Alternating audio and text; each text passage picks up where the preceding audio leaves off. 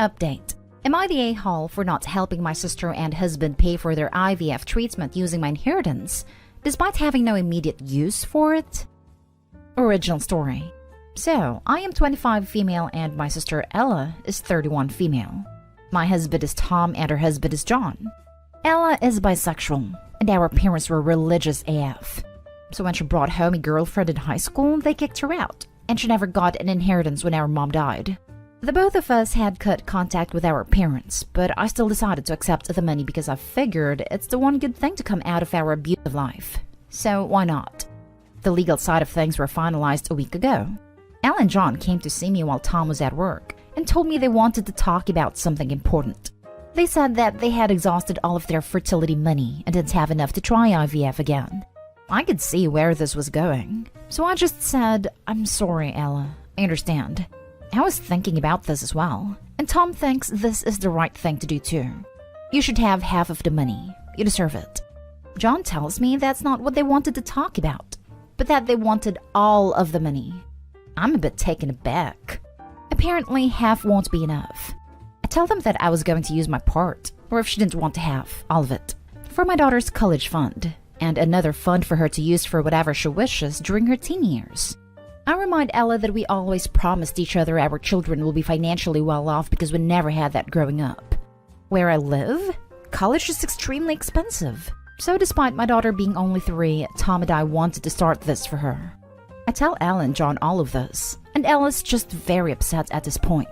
John is more willing to have a conversation though. She comes back from the kitchen and says I'm rubbing the fact that I'm a mother in her face. I'm angry by this point because I thought she loved my daughter like her own. Ella said I was sabotaging her, and that I owe her for looking after me when we were kids. John said since Ella faced more struggles, she deserved it all, despite knowing full well our parents hurt me regularly as well. I was just not prepared to fight. My daughter needed my attention, and I wanted Tom to be by my side because Ella was acting aggressive. I asked them to leave and called Tom.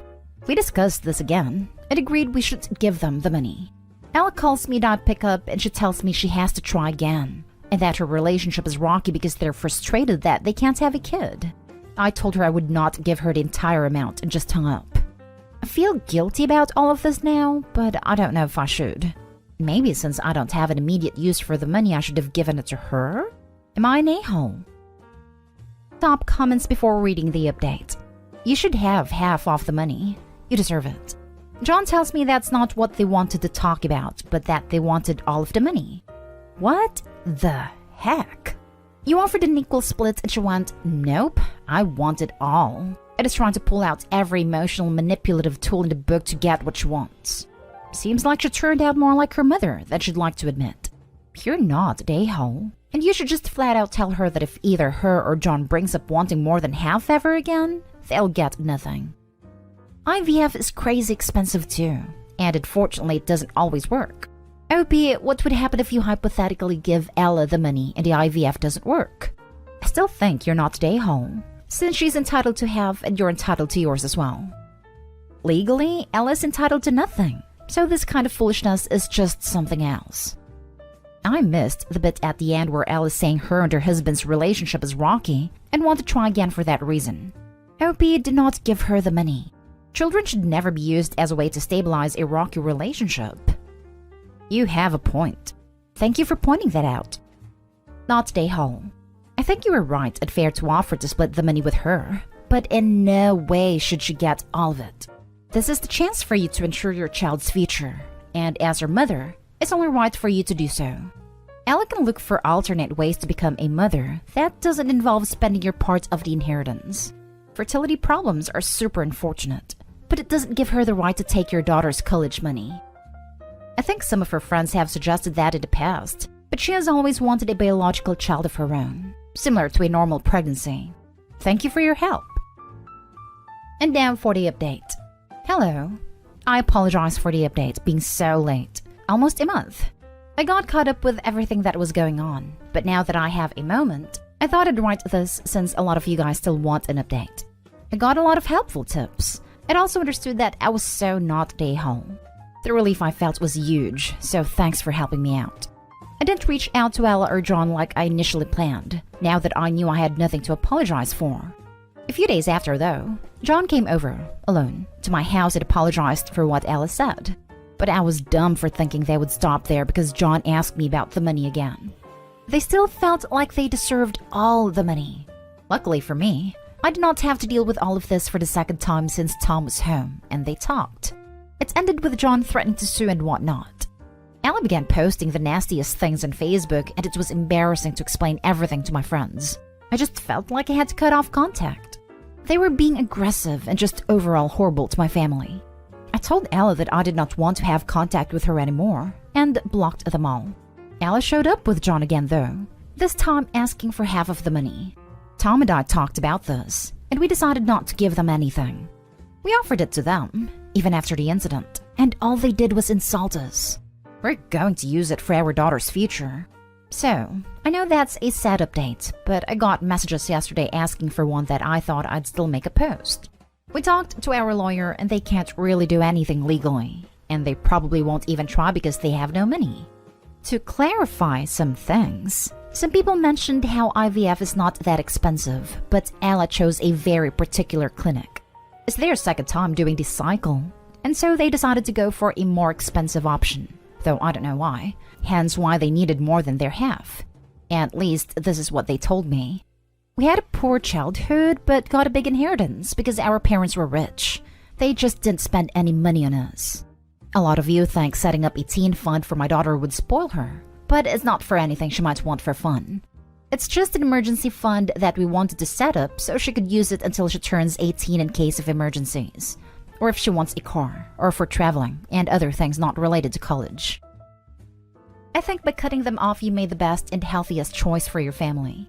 Insulting people isn't a way to convince them to hand money over to you. Glad you understand you absolutely are not the a-hole here. For their family too, probably. If they can't afford the treatment to have the child, isn't it a safe assumption they can't afford to raise the child? Sad to hear that, but it sometimes happens. It's probably for the best that they don't use a baby to fix the marriage. If a relationship is rocky, a baby is not a band-aid. Healthy and solid relationships can weather this kind of storm. Thinking a baby can fix it usually just speeds up the dissolution of the relationship. Thank you for the update. I'm so glad you stood firm. Ella and John's behavior says a lot about who they are as people. Obviously, your relationship didn't mean much to them. I'm sorry you had to deal with online harassments, as well as them showing up unannounced at your home. Have you considered getting a restraining order? Thank you. Not really. Tom did mention it, but for the past 2 days, they haven't bothered us at all. So hopefully this is the end of all of this oof. Next story. Am I the a-hole for refusing to give my father the house my grandmother left me? Some important context. My father left me when I was 10. I came home from school one day and he was gone and I was alone. My grandmother eventually took me in. But that moment gave me issues that I'm still working through.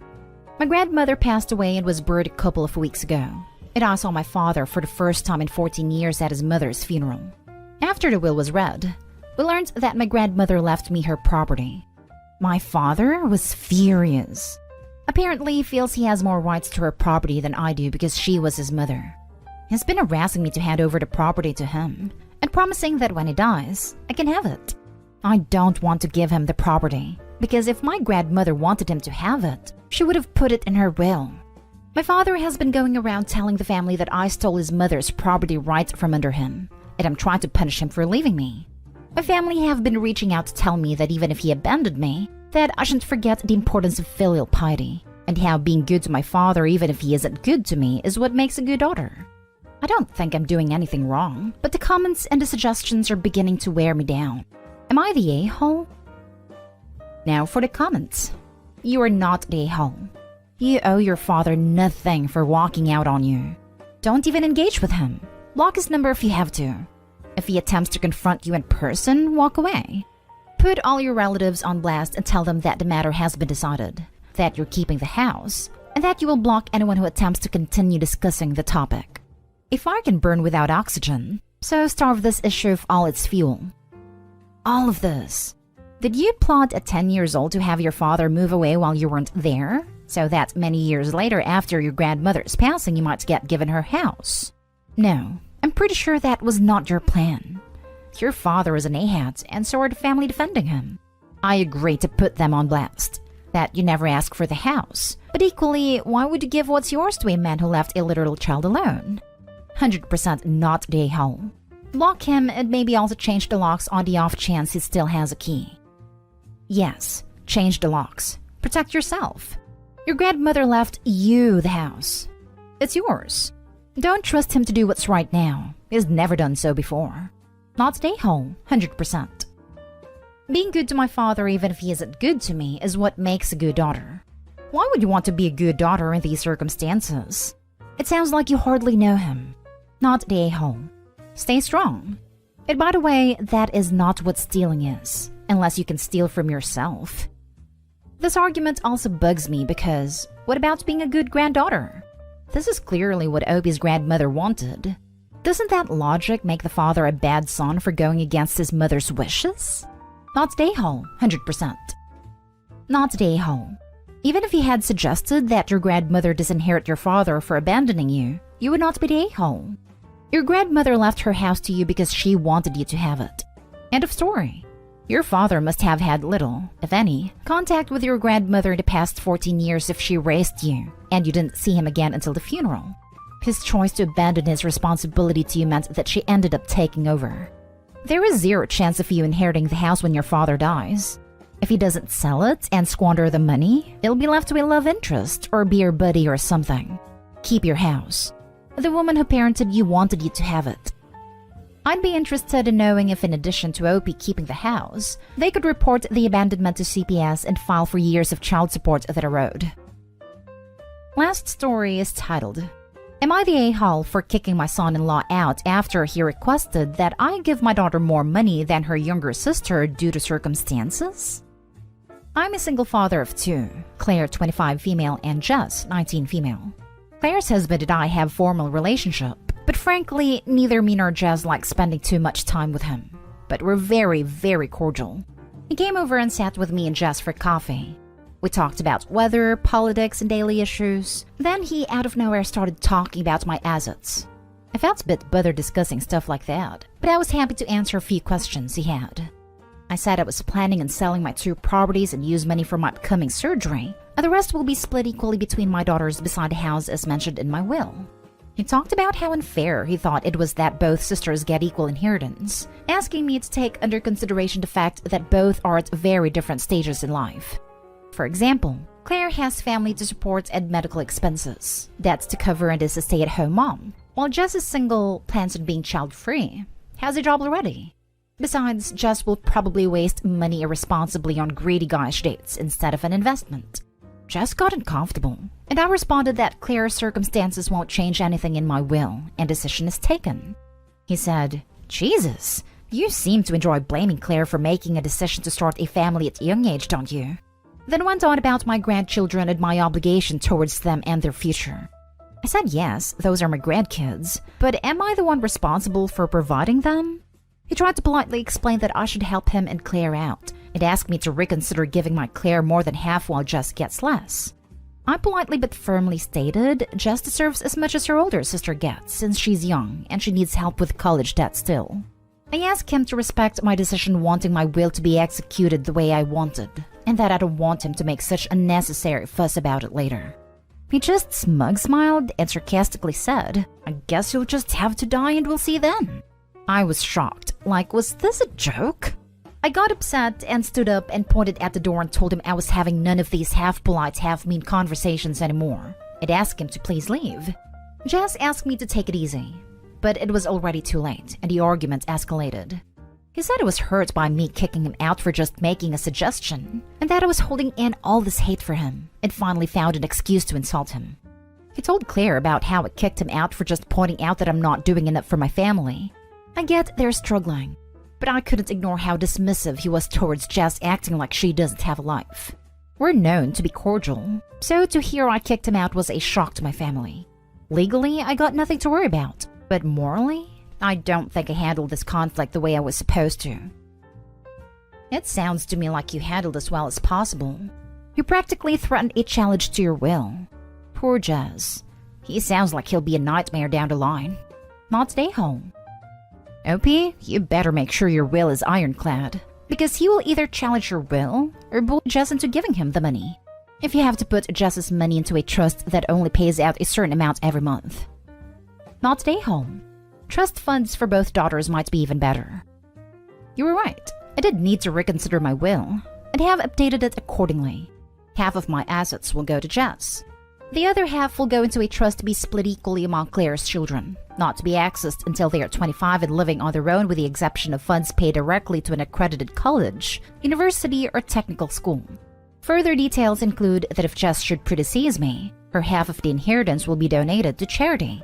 Thank you for bringing my attention to this matter. Not today, home. My word. He's just waiting for you to die so he can get your money. That's horrible. The other half will go into a trust to be split equally among Claire's children, not to be accessed until my son-in-law is declared legally dead. If Claire and her husband are just waiting around for Opie to die to get access to his money, it might make sense to have their kids be in the position of waiting around for their dad to die. Not today, home. Why can't he support his wife? Sounds like a deadbeat loser. I was wondering the same thing. Why is Opie responsible for providing for his grandchildren? Shouldn't it be up to the parents to provide for the children they choose to have? I don't know if it's just an over-representation of the people who post on Reddit, but I have seen a lot of posts with over-entitled people who seem to think their family or friends have a responsibility to provide or care for their children.